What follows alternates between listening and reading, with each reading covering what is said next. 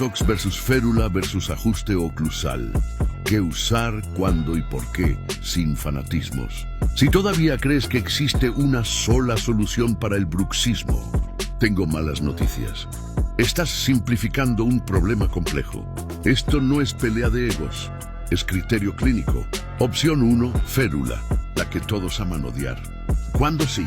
Bruxismo nocturno, paciente con desgaste activo, necesidad de protección dental, tratamientos rehabilitadores en curso.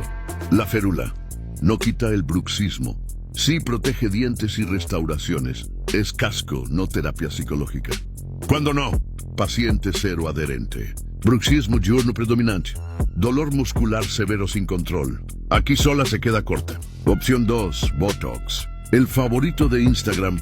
¿Cuándo sí? Dolor muscular intenso.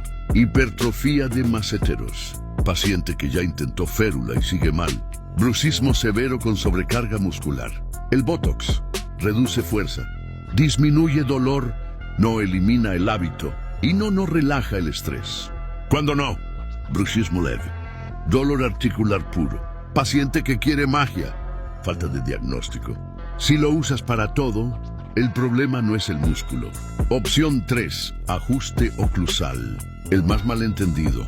Spoiler. No es tratamiento de primera línea. ¿Cuándo sí? Interferencias claras y documentadas. Restauraciones altas.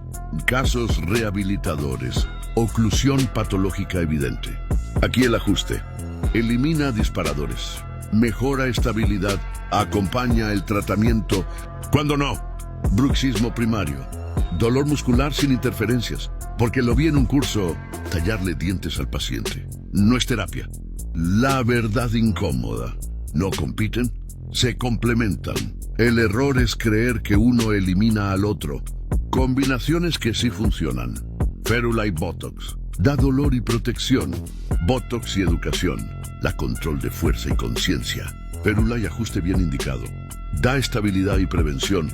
Lo que no funciona. Improvisar, seguir modas, copiar protocolos ajenos. Frase final para cerrar video. El bruxismo no se trata con una herramienta. Se maneja con diagnóstico. Si tu plan es solo uno, tu enfoque está incompleto.